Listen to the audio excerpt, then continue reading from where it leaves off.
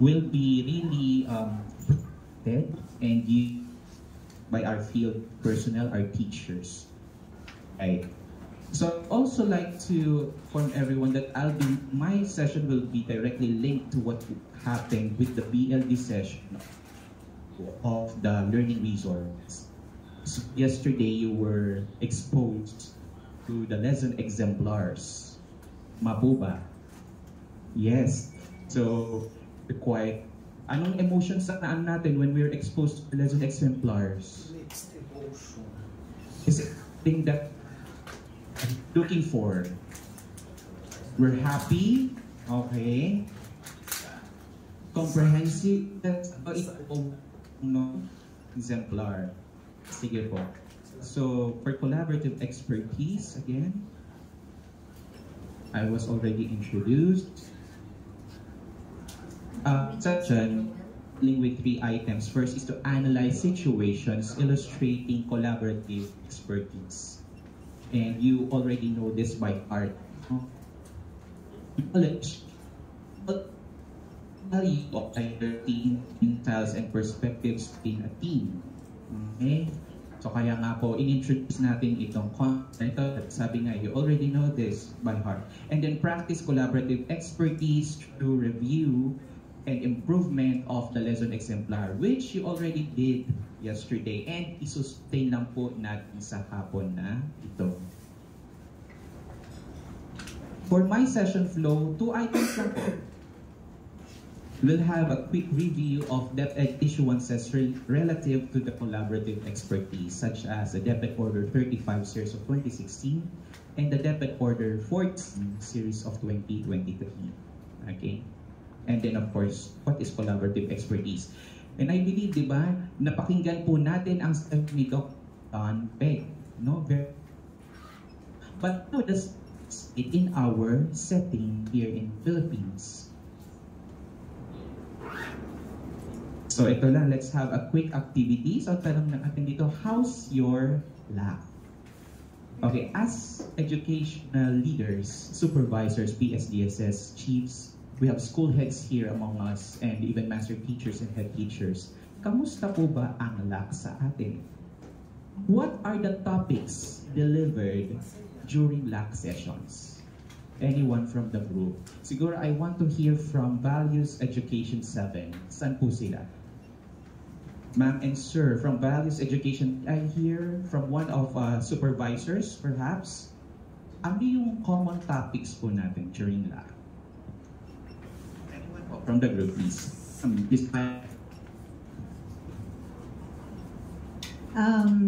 From my perspective, sir, as an EPS, because I'm in the school setting, siguro. So we base from the emerging need of a teacher from the school-based setting, sir. Like for example, we had just conducted our INSET, in-service training, and one of the emerging topics being discussed during the INSET, school-based, sir. School-based, the 2 remaining days was intended for school-based, was on assessment strategies. Assessment strategies and pedagogies related to teaching across learning areas and across grade levels. Thank you. Thank you, ma'am. Your name po? Ma'am Salbina. Thank you for that answer. So, it's emerging needs, di ba? Yun yung salak natin. And she also mentioned that on teaching strategies and pedagogies, so across and along the curriculum. Sige po. How about sa ating grade 1 group?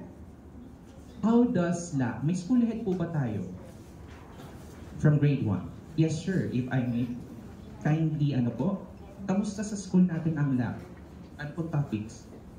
Just like what Ma'am mentioned a while ago, that LAC depends on the emerging needs of the teachers as well as the pupils. And in my school, Kapampangan Elementary School, we are actually focusing on the strengthening of the different programs that address the improvement of the literacy and the numeracy. Thank you. Thank you, sir. If I may have assistance, please, from the learning managers. Thank you, Ms. Donna. Okay. So, emerging needs on literacy, tama sir, no? Literacy and numeracy. Okay, that's wonderful because we have a lot of those. Okay? Now, from those responses, meron tayong emojis dito. So, I'll ask the group now, based on sa responses, what emoji would you pick based from the responses ng ating dalawang kasamahan? Let's have another, siguro, yes sir. Okay. Kindly yung ating thank you Miss Chona. What emoji would you respond dun sa sagot po nila? Yeah, good morning everyone. Good afternoon pala. Based on the responses of the two participants, I picked the happy emoji. Why sir? Why? Because I would like also to cite in our division, we have our LAC focal person in our division who really check the content of the training design to be implemented in the different schools. And aside from that, we have our training needs assessment based on the OPCR and the SAT. Meaning yung mga sinagutan ng mga teachers, nandoon ibabase yung topic ng ating LAC session. And we have already conducted virtual first, and we have LAC Summit second year in our division. So I pick up that happy emoji because we have a very successful implementation of LAC in our division, and together with the response of the participants, they have a very good implementation of LAC. Thank you, and good afternoon. Alright, good afternoon. Thank you so much, sir. No? So tama naman, ang galing, no? We need to recognize and reward such mga initiatives po natin, and truly smiley tayo dyan. And actually, the second question is nasagot na, paano sineselect? Through the self-assessment tool. Tama po ba? Part siya ng kanilang individual development plan. We identify so that it is targeted. Tama po ba? The trainings to be provided should be targeted. What are the needs of our teachers? And with that, ano ang emoji natin? Ano pong emoji natin? Happy. Okay. Baka, may angry po ba? Baka may angry birds tayo dito. Alright. Learning action cell. So again, nag-start na po tayo. I'm just having a review. DepEd Order 35, series of 2016. Medyo matagal na po ang ating policy, but it provides us with a structure on how we will implement this activity. Paano natin susuportahan yung continuous professional development of our teachers. And just to remind everyone, it is the school head's responsibility to assure that learning action cells, that collaborative expertise are conducted in the schools. Of course, with the support of our EPSS, of our PSDSS, our chiefs. Kasi yun po ay pagtutulungan natin. So what is that? Review lang naman po ito, no? It's a group of teachers who engage in collaborative learning sessions to solve shared challenges encountered in the school, facilitated by the school head, okay? Or the designated LAC leader. So pwede yung gano'n, no? Especially for big schools. LAC will become the school-based communities of practice, professional learning communities that are positive, caring, and safe spaces. Ang tanong po, totoo po ba? Positive nga ba? Caring nga ba? At safe nga ba kapag naglalak? Okay, so questionan natin yun. Of course, di ba? I-assure natin yun. Meron mga tayo na nakuha sa mga news, but of course, di ba? Now, policy guidelines on the implementation of the National Learning Camp ang ating DepEd Order 14 series of 2023. Okay? In-emphasize dito na yung collaborative expertise ay ginagawa natin sa LAC. So, we're not supposed to be confused on those terminologies. Okay po? Ang sinasabi lang dito sa structure na ito sa ating policy is that 2 days every week doon kinakandak yun para ma-prepare natin kung paano ituturo yung ating camp. So every Monday and then Every Friday, may ganun pong system doon. And the focus is again on strategies, preparing teaching materials, and discussing other teaching-related concerns. So alam naman na po natin ito. Tama po ba? Of course, because you're already implementing this and you're monitoring all of these activities. So ang tanong po natin, ito, may scenarios po tayo dito, lack or not. So the first scenario is this. Mr. Season, a school head of an integrated school, observed the poor test scores in reading and literacy. He convened the concerned teachers, okay, to have a group discussion to discover the challenges encountered that led to a collaborative solution that focused on the development of contextualized supplementary learning resources. Okay, so there's a problem, may processing at may output sila. Now, based on this scenario, can we consider this as a learning action cell? What's your answer po? That's it. Yes, sir. Opo. Yes. Okay, yes. Meron po bang nag-no? Anyone? Dun sa ating mga kasama dyan sa telecast natin, please also respond in your breakout rooms. So, yes. Okay? Yes, it is a learning action cell. Okay, targeted po ang ating gawain. Okay? May problem sa school. Lack or not? Ms. Lon, with permission from the school head, convened several teachers to share updates on products and benefits that can be availed from a local bank. Free financial consultations were also provided to the teachers during the session. Anyone? Not. May nag-yes po ba? Meron silang financial consultation. Financial literacy, sir, di ba tama? Lack or not? It's not.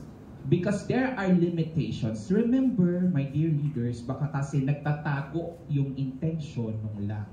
Okay, the holding of LAC sessions for the purposes other than those provided herein, which is in the policy, yung assessment and reporting, yung inclusion, 21st century skills, use of technology, and other related things. No? Sabi dyan, prohibited purposes may include but shall not be limited to the following. So yun, nakaread na po. Sale of goods and other merchandise, lending transactions, political and religious meetings, and other purposes which are not included in this policy.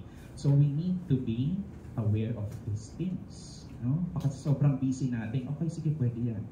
Okay? Sige po. And then this is the last one. Mrs. Bartolome, a master teacher in a rural farm school, convened all grade 7 teachers for them to discuss a particular learning competency in ICT. They planned as a group on how to properly tackle the content and come up with strategies and assessments aligned with their available resources. LAC. Tama po ba? Okay. Tingnan natin yung scenario. It is something that might be really happening, di ba po? A rural farm school. And remember that the PLE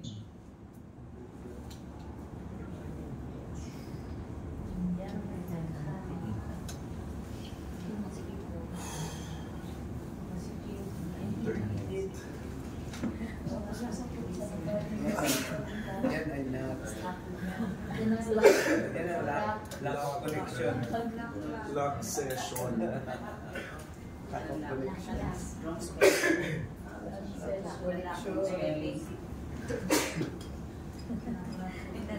expertise within schools and aim to reduce variability in teacher effectiveness.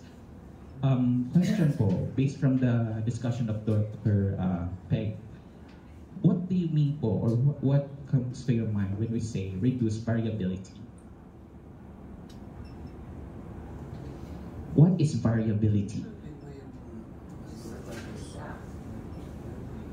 Ma'am, if I may, there are barriers. Okay, tama po yun. Anything else that connected with variability. Kasi nga, tama yun, merong mga hindrances. Variability, okay? These differences that they encounter as they teach. Kasi nga, di ba, nabanggit ni Dr. John Peck, di ba, pag sa isang, for example, isang level, they would have to pick the teachers who will be assigned. Tapos sabihin, I will get this teacher because this teacher performs well. Itong teacher na to, sige na muna siya. So, yun yung variability doon, no? Kasi they are not in tune on how to properly teach or apply concepts that they are learning through the professional development. So, kailangan, through collaborative expertise, pagsasamahin po natin sila para sila yung magkatulungan. Okay? Then the next one, CE involves raising the effectiveness of all teachers to the level of the best teacher. We teachers in the school should be like teams working together in a sport. Okay? So maganda pong practice ayun, no? Na kapag nasa, for example, in one grade level, mag-uusap-usap sila how to tackle a particular topic para i-deliver nila the same. Okay? There might be a bit of differences, but their goal should be the same. Teachers should aspire to become part of a community of highly effective experts and educators. Okay? Kaya nga, as much as we can, we're trying to make sure that every teacher gets an equal opportunity when it comes to professional development. Kapag itong si Teacher A ay napadala sa training ngayon, si Teacher B naman sa susunod, at kapag sila ay napadala, di ba po, ang mangyayari, magko-convene sila para po ma-share, mapag-usapan ano ba yung natutunan at paano po yun may apply sa aking pagtuturo. And then the next one, school leaders play a crucial role in harnessing the expertise within the school. So ganun po kahalaga yung ating instructional leadership. The education system should support collaborative expertise through resources and time. And then yung po binabanggit ni Dr. Beck, no? There must be that shift of the narrative na this is what we're supposed to do at schools as leaders to make sure that everyone will be given the same treatment, and the teachers, they would know how to be harmonized in doing their lessons, how to implement their lessons. No one is left behind. Same with our learners. Okay, as part of the NLC and how it's supposed to be with collaborative expertise, yung cycle po niya, okay, if you would recall, dalawa po yun, no? Planning and preparation, and then the other one is the review of instruction. So ano pong ginagawa kapag planning and preparation? So collaborative discussion and sharing on, teaching and learning materials, issues, concerns, and the lessons and clarification, aning approach, other teaching-related matters. Aning time allotment natin doon, no? Definitely, hindi ito dapat mag-go beyond their teaching hours. Kaya sabi nga dyan, no? So, it's supposed to complement their 8-hour yung kanilang 8-hour work, no? So, kung yung 6 hours is actual classroom teaching, yung 2 hours before or 2 hours after, yun po yung ginagamit ng mga teachers to convene, no? So, ang question kasi lang, how would we support them, no? Now, notes and focus on this activity dun sa planning and preparation.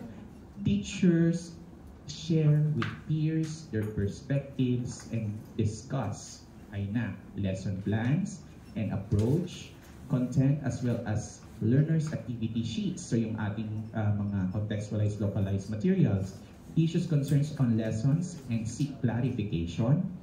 The final approach, how will they deliver it as a group? Okay? Kasi part din po ng strategy sabi, nagti-team teaching sila. Other teaching and learning related matters. Okay. So once na na-deliver na nila yung lesson, okay? After that week, so mag-meet sila for the review of instruction. Ano ba yung nangyari? Naging effective ba siya? Or pwede pa ba nilang baguhin yun? Okay? So collaborative discussion and sharing about the lesson content component, learnings, key observation, notes within a grade and a subject. Kaya mahalaga po, nag-uusap din talaga yung ating mga teachers, no? Minsan kasi yung ating teachers, they're so, parang sinasarili nila yung kanilang kaalaman, no? Na pwede pala natin yun, pwede nilang i-share dun sa iba para yung iba rin ay maging mahusay sa kanilang pagtuturo. Okay? So again, ganun din po, no, kagaya dun sa planning and preparation. Yung ating review of instruction should be done 2 hours. Yung remaining 2 hours, it's either before or after their 6-hour actual teaching. Okay? The notes on the focus is focus on sharing teacher observations and hearing from peers in the same grade and subject area. So how will we know if it is effective? So pwedeng strategy na lang na, sige, implement ko itong strategy na napag-usapan natin and I will observe you. Tapos may feedbacking sila. Okay? And then, so on learner performance naman, ano yung naging outcome nun? Ano yung nangyari? Yung outputs natin, yung abilities, process using, is it interesting, yung occurrences, teacher learning din, no? Nung dineliver niya, satisfied pa siya. Key observations noted within the grade and the subject area. And again, 2 hours pa rin po, no? So, ito po, yung A and B natin na ay magkarugtong po sila. Okay? Hindi po hiwalay na oras yan. Okay. Focus is on shared teacher perspective on how students perform in class, how they react to the lesson, and how the content was presented with peers from the same grade and subject, and hearing perspectives across different grades and the subject. So, ano yung link nila? Okay. So, let's collaborate na po. Meron tayong activity. Ayan. So, I've mentioned earlier na kung ano yung activity nyo po kahapon on the critiquing of the exemplars. Yun po yung itutuloy natin dito. Kasi definitely, you've noticed some items from the exemplar. Tama po ba? You've tried to figure out, eto bang plan na ito, suppose for 1 week, yung day 1 ba niya ay sapat talaga o kukulangin? Okay? So, paano natin i-improve yun? So, in that particular activity, ginagawa na po natin yung collaborative expertise, and actually in the duration of the whole week, kapag nag-group work po tayo, in a way, that's our collaboration. So, for this activity, okay, you will be asked to group, or yung inyong respective groups na po siguro kahapon din. No, your previous groups, organize your own collaborative expertise session and improve your draft matatag lesson plan. So, yung ating LMs, if I may request na yung i-distribute po please yung ating mga templates, and I hope you still have copies from the activity yesterday. Yung po sa ating mga breakout rooms, I hope that the instruction is clear din po. Okay. So mag-organize po tayo, mag-groupings po kayo. Refer to your output yesterday. Okay? So una po, please take note of this, para lahat po tayo may role doon, para hindi po tayo nalilito ang gagawin natin. Assign the following roles. One should be the facilitator, may nagre-research. So, hopefully naka-open, yung isa sa inyo naka-open po yung inyong exemplar, yung template na shinare sa atin. Merong mag-check later on, no, mag-validate, tama ba yung inputs natin. May recorder, so siya yung mag-serve as secretary, magsusulat din sa ating template, mag-take down ng notes. And at timekeeper kasi may oras po yung ating activity. And actually, this would complete my session. Yung paggawa nyo po o pag-enhance po ninyo ng inyong exemplar. Okay? Then next, i-ano ko lang po yung mga instructions, no? In 20 minutes, you will be asked to discuss your matatag learning area walkthrough of learning resources. Yung output po ninyo, no, kahapon. Revisit the lesson exemplar, the curriculum guide, instructional design framework. So, ang dami po no, i-consider natin. Kasi what we want to achieve in this training is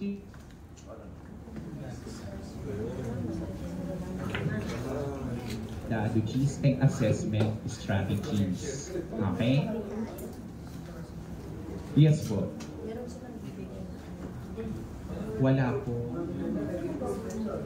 As sa grade 1. Okay. Sige po.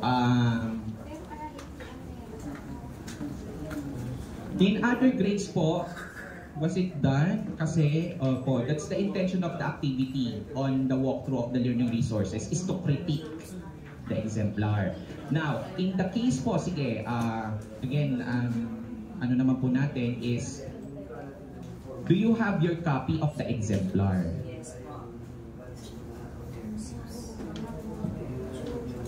Oh.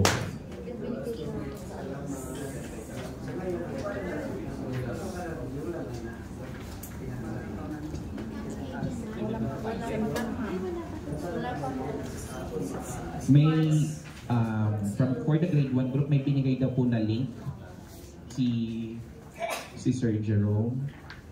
Remember ko yung link, sir, na ako nilagay sa GC natin. Nandun yun. Okay, so may concerns lang po tayo doon. I hope that doon sa ibang groups, dito rin po, if our, yung ating BLD specialist can also help out with the activity kasi yung we're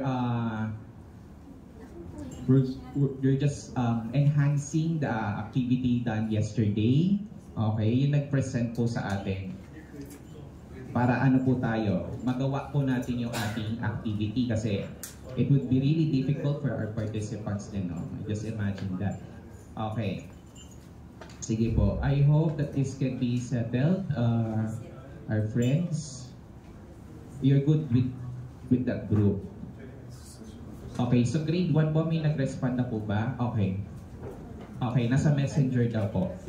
How about in values education 7? We're good. Thank you, Ma'am Shona. Okay. Totoo po iyon.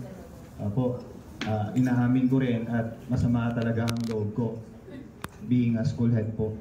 Kaso sir, sa nangyayari, wala din kaming magagawa. Kailangan naming mag-liquidate, kailangan naming tanggalan ng trabaho si DRRM, kailangan naming maging custodian kasi si AO, 4 o kaya 5 clustered schools ang hawak, and several other factors. Apo. So para din sana makapture lang din, ako ayaw kong baliktad. In as much as I want to, gusto ko talaga 70% ako sa instruction and supervision. At kung pwede, mas kukonti ko sa administrative task ko. Thank you po. Thank you, sir, for raising that concern, no? And it's really valuable to hear that from a school head. As much as you would want to render the instructional supervision to really improve, no, through the professional development programs, pero nabanggit niya, no, ako kasi sir yung mag-liquidate, ako kasi ako yung responsible for these facilities, ito yung mga kailangan ko consider. Thank you, sir, for sharing that, and hopefully we'll be able to do something about that as well. But there are no promises, but we are hearing your concern. And siguro, last na lang si sir kanina ay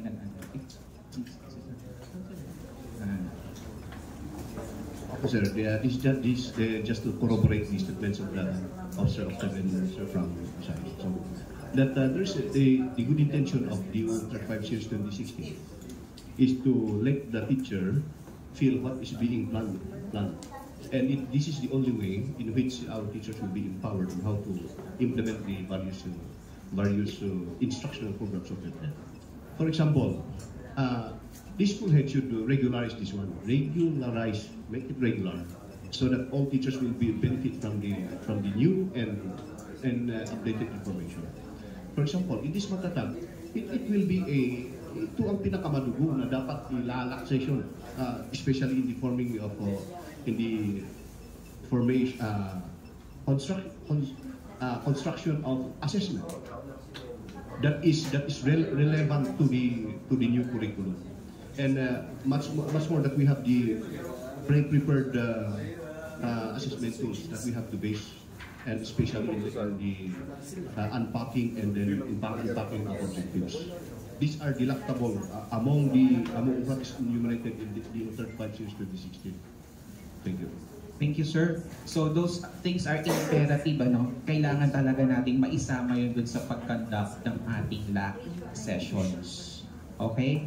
Sige po. So as much as I want to, pasensya na po, but would you like to, i-park na lang natin yung mga concerns natin? Or Kasi magano pa tayo mag-break tayo. Anyway, sige po, pasensya na po. Okay, so, anong natin doon sa reaction natin? Sige, as a collective voice, doon sa mga narinig natin, anong emotion or emoji ang tugon natin dyan? Ano po? Smile. Okay. Sige. About the sharing muna po doon sa ating ano. Okay, kasi yung change perspective. Opo. Sige po. Okay, next. Ayan, so siguro na ano na rin natin to, na-address na rin natin tanong na to, how can we further improve the process of organizing collaborative expertise? Or meron po tayong ano? Sige ma'am. Gusto ko talaga magsalita eh. Regarding kasi, I try to also share for person number 1 and number 2. One of the things that we have clearly defined as part of their learning recovery programs, yun ang kasi that the gentleman actually pointed out some misconceptions and some of the things that are actually happening. But it will really depend on how the leadership takes charge of seeing to it that LAC sessions become centered towards instructional development. Like for us, that's one of the feedback that we got. So from our end, what we have defined was that if it is a LAC session, it should always be geared towards instructional delivery.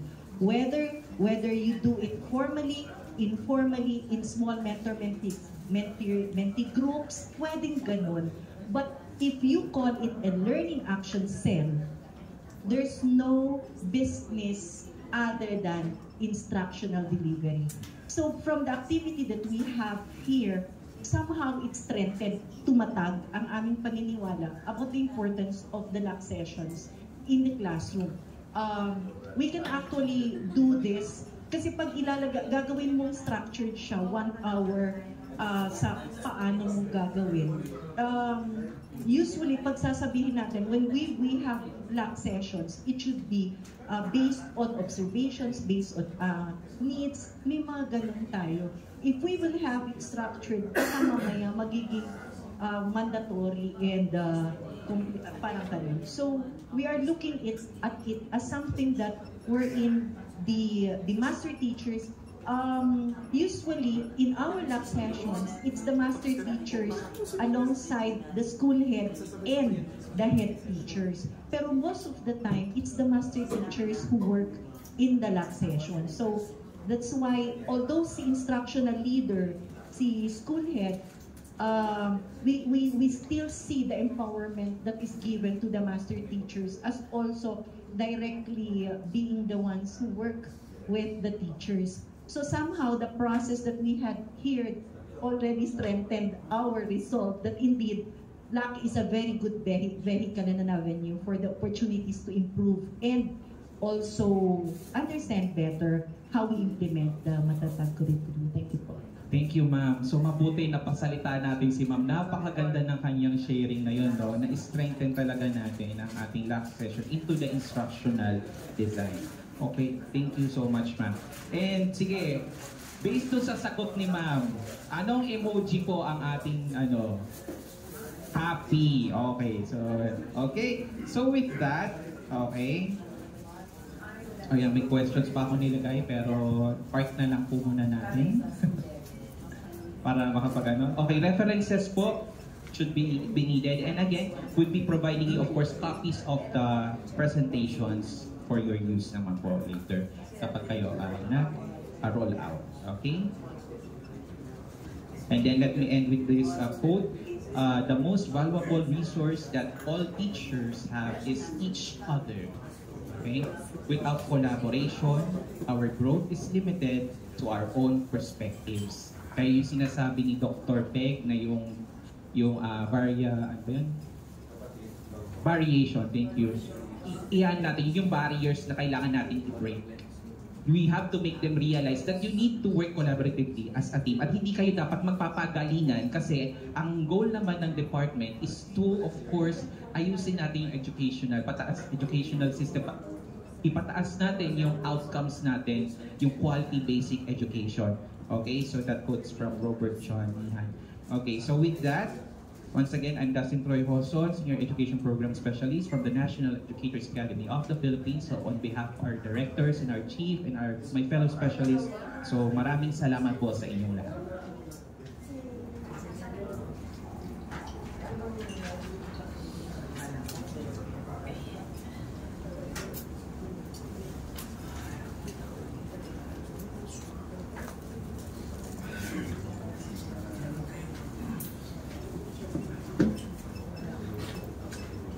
Thank you, Sir Dustin, for marking our day with such a powerful message on the importance of collaboration and shared expertise in education. So, before we proceed to the last plenary speaker for today, we invite you all to an interrupted health break for 15 minutes as we distribute the snacks. Enjoy your break, and we'll see you after 15 minutes. Do not interrupt my snack.